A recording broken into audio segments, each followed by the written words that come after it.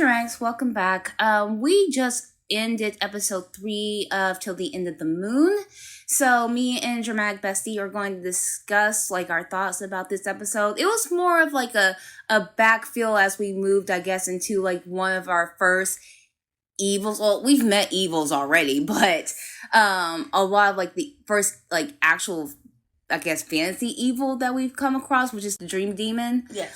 But what did you think about him killing Stuart Wu? I kind of feel conflicted about it because on one hand, up until this point, it's just him being innocent, talking to animals, whatever, dealing with all the stuff that's going on at at the palace and everything, and just feeling unwanted and unloved. But that moment, it just kind of scared me a little because it's he weaponized his gift. On one hand, I could feel conflicted because it's Stuart Wu was coming for him and putting him in an impossible situation. But at the same time, it's you knew how to weaponize a wasp. And in the worst way, it wasn't enough to just sting him and hope he had a reaction or something No, he went in for the kill. Literally, dug into him. And I'm this makes me feel a little bit nervous. Yes. This is one of the parts I have not watched, and so seeing him actually have fulfilled a kill in that way was very surprising to me, but at the same time, I'm not mad at it. It was one of those things for his own survival. Yeah. He has to do that. But I'm but if you were also wanting a way out, because he's been talking to that little devil voice inside his head. Yeah. So it's just if you already wanted a way out, apparently the Shin Kingdom is willing to do that for you if you want to go ahead and do that. But I guess now he's gotten the gumption and will to live all of a sudden. But it's but now why? Exactly. And I think part of it is trying to investigate what is making her turn. Yeah, Yishu's turn. And trying to figure out what's going on there. Because it's he is intrigued by it. Yeah. And it's okay, what's going on? She's feeding me now. She's defending me against her punk ass Giving brother. me a coat. Yeah, the coat. And, oh my God, the coat incident. And seeing him actually wear it, and he kind of looked a little bit touched by it until the brother slashed it. And he just kind of looked disappointed, wow, I just got this. And you ruined it.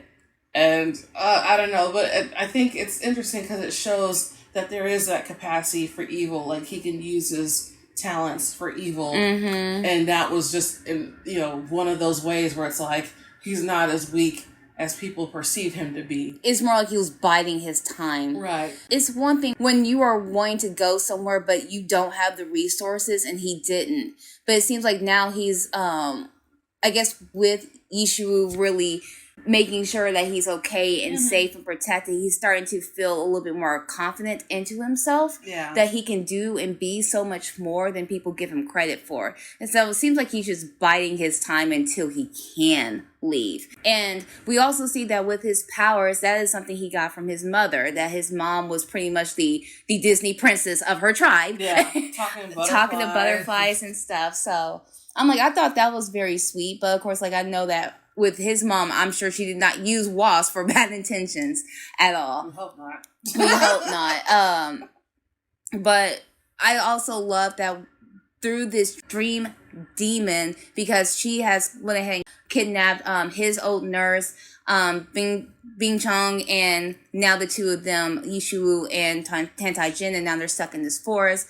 And that now with this, we're getting his backstory filled in on pretty much the existence of how his mom came to marry his father, and then I guess we'll go into eventually why eventually he was given up as a hostage prince. And I was wondering if with his nurse, seeing her in the state that she was in, that kind of gave him more of an incentive, okay, I need to stay alive for a little bit longer and figure out if I can save her, because that was the only person that showed any care for him. And I would assume so, but I don't know, because of the way he reacted, not even with any kind of decent care. And I get that he doesn't have quote unquote feelings, but whenever they came to her in the forest, he was kind of just but how do you know who she is, Ishu? Y'all have never met before. I was are you investigating me? So that's all he was really interested in. But when it came to his nurse, it was kind of meh. So I'm wondering, like, did something happen, and maybe her going crazy was because he did something to her?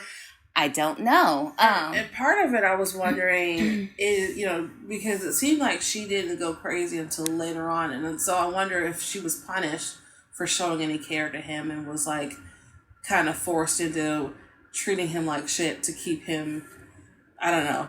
To keep him a certain way. I think something had happened. I don't remember. I remember reading, like, the like a wiki portion of it, but I can't remember what had happened. But there was something that I think she had conspired to do, and so this was like the consequences of what she had done. Yeah. So, but I don't know quite what that is. So I'm thinking we'll get into that hopefully by in the next episode, in episode 4, that will reveal what all had happened between them. Yeah, because like it showed him as a child, kind of screaming out for her, and so I wonder if like she had shown him a little bit of care, and General was like...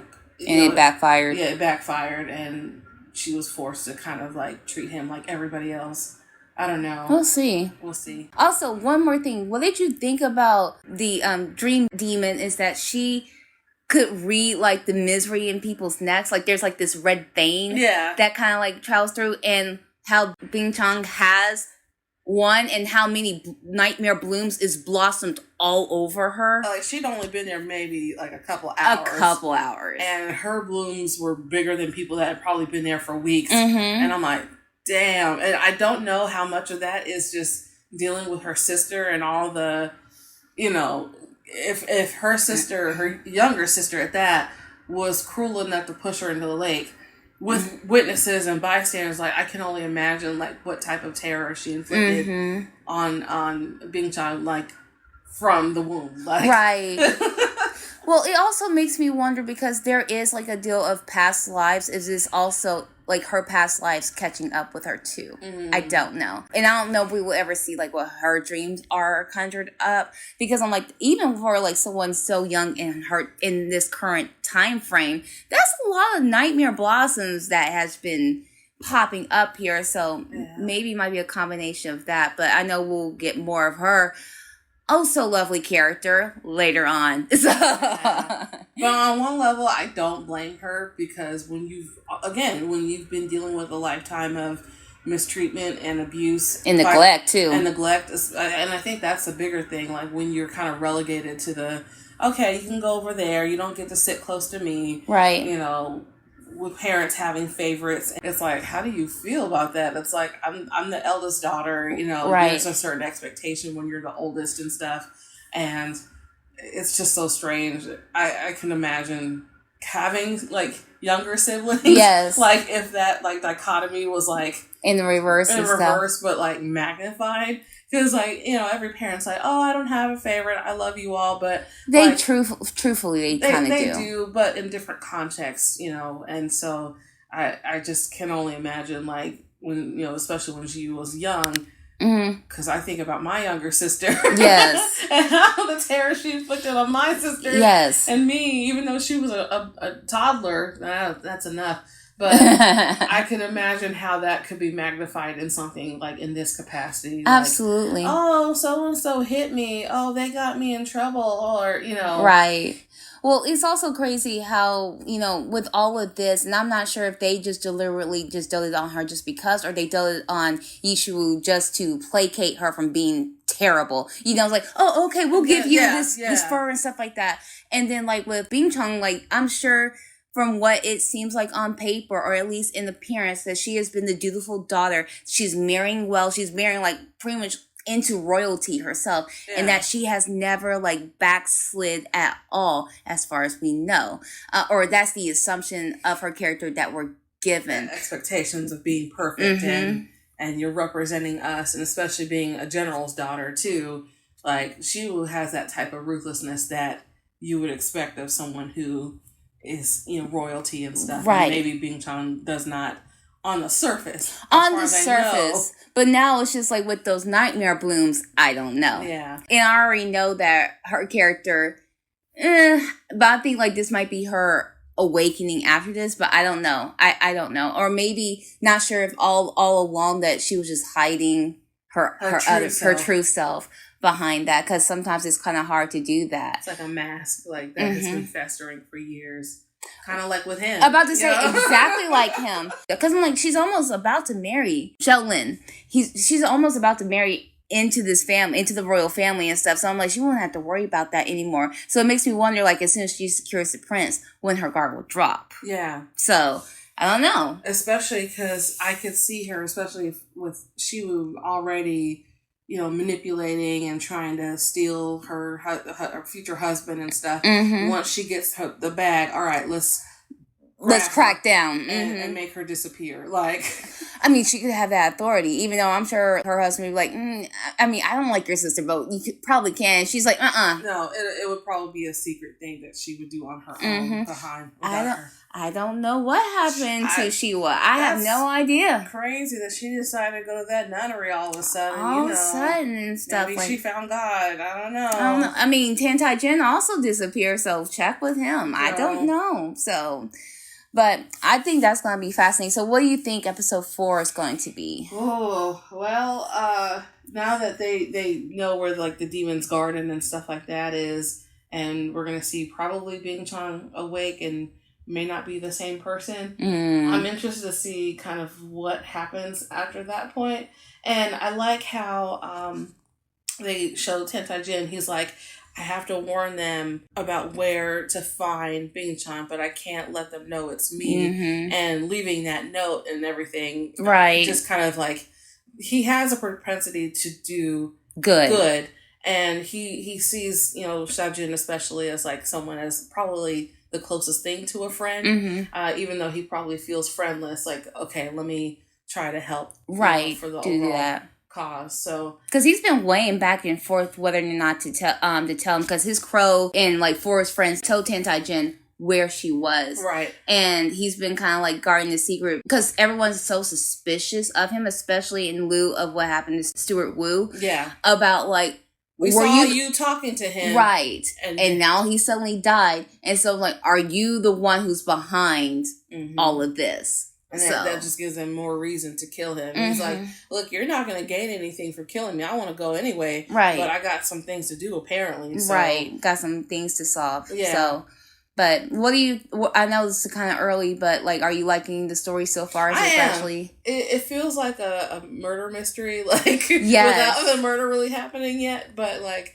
I'm interested to see how he turns, because we're already seeing signs that he's like, I don't know what's going on or why she's acting like this, but let's feel this out before we do anything else, because he already knows like he has a target on his back from everywhere. That's everywhere. The problem. So it's like he knows he's gonna die. It's just trying to figure out when is the right time to like, okay, I'm ready to kick the bucket. And now that this all is going on and Bing Chan's been, taken, it's like, okay, something's weird is happening, because it's been, pretty peaceful, relatively speaking, and all this demon shit is popping up all of a sudden. Something's going on. Let me see what's happening. She was acting normal, like an actual human being. Something's off. Something's in the air. So, especially like you being nice. Yeah. But you made me a coat. You can sew. You sew. Can read. Well, and that's like what I love, the nice touch of where they have rewritten it from the web novel to now, to where he was appreciative even in that gesture, even after her of her brother ripped his coat. Oh, I hated that part. I hated him too. And so, but even with that, she's just like, oh, we'll just get you another coat. He's like, no, you gave this to me. Yeah. I'm going to keep it. I'm like, he was touched by it. Touched even by the little scraps that he now has. And it showed that, like, the mistreatment and neglect is not just Shiwu, it's the whole family. Because the brother was just lazing about, and it was like, where did he get that coat? That looks expensive. Jealous. And I'm like, if you don't get your broke ass out of there and get a job, like... I was like, Bing Chan, like, notwithstanding, I can understand why they relegated you to the end table. Right. Like, you are just nothing but a freaking leech off of this family. And I'm just like, why? So you can go and spend it on your lady of the night? Is that what you're trying to get this coat for? Because their older brother is out, like, preparing. Shanking. Yeah, so he's actually doing something. But he's just lazing about. I think he's the oldest. I think, like, this is, like, third or fourth brother. So he's younger than that over there. Yeah. Oh, okay. Mm-hmm. That's so sad. The unfortunate thing is that I think this guy was in like Love Strikes Back. I think that he was the villain, a humorous villain, but a villain nonetheless. But I'm like, I guess he just has that default villain face. That's just what he is. Face. Yes. Big time. Big time. It's just the fact that he just was there and he had the knife and was like, oh no, my knife slipped. And then went back, was like, up there like Zorroing his stuff. And I think, had the brother, well, I don't know if that would have helped any. I think that would have made it worse. It's like, yeah, she would have made this for me. Yeah. And he would have been like, man, stop playing, stop lying. Mm-hmm. Right. I think because also, up until like a couple of days ago, Yishu was holy terror. And so like this would have been something that she would 100% condone her brother to do. Yeah. And stuff. So I think with the brother also, it's just like we would have been all in cahoots about this a couple of days ago. But this isn't the Yishu that she, that now exists anymore. Like, oh, that fall really got you. Absolutely. So I'm glad for the hill change because now we're starting to see that color through Tentai Jin and stuff. And as I'm sure he's going to go through more conflicts about gaining more power, getting out versus his unsettled feelings regarding Yishu, this version of Yishu. And I think part of him is kind of on like tenterhooks because like, okay, how long is this version going to last? Mm-hmm. Is this a whole like setup that she's playing at? Only to fuck me over later on down the line. So it's like, he's a little bit confused, but at the same time he's like, how long can I actually enjoy this? Right. How long will it last till the other boot drops? Or is it like, stuff, feeding a pig before slaughter? Like, right. Like, oh yeah, I'm going to give you all this food and all these nice clothes and I'm going to treat you nice and then send you to the slaughterhouse. Like, yay! Yeah. It's that's how we all end up. But I'm glad that he's starting to get like a little bit of a backbone because it's like, okay, so the very feeble kind of like weak person that we saw at the beginning isn't quite that. His mind is working. Yeah. It's just that he's just like, I'm just trying to, calculate my way to get out of things. And he's really crafty. He knows how to say the right things to not raise suspicion. Mm-hmm. So I'm like, yeah, he's in there working and stuff. But it's just one of those things of I'm just trying to bide my time to get out. He's literally like, when I actually kick this bucket, it's over for you hoes. I'm like, saying, because he's like, I already did the Faust, exchange of just like, yeah, you can take this. I don't care. I don't care. Like, it hasn't served me these 20 years. I think I'm good. So I'm really glad to finally get into his backstory. So I guess we will come back to you guys when we get through with episode 4 because, hey, it's just our thoughts.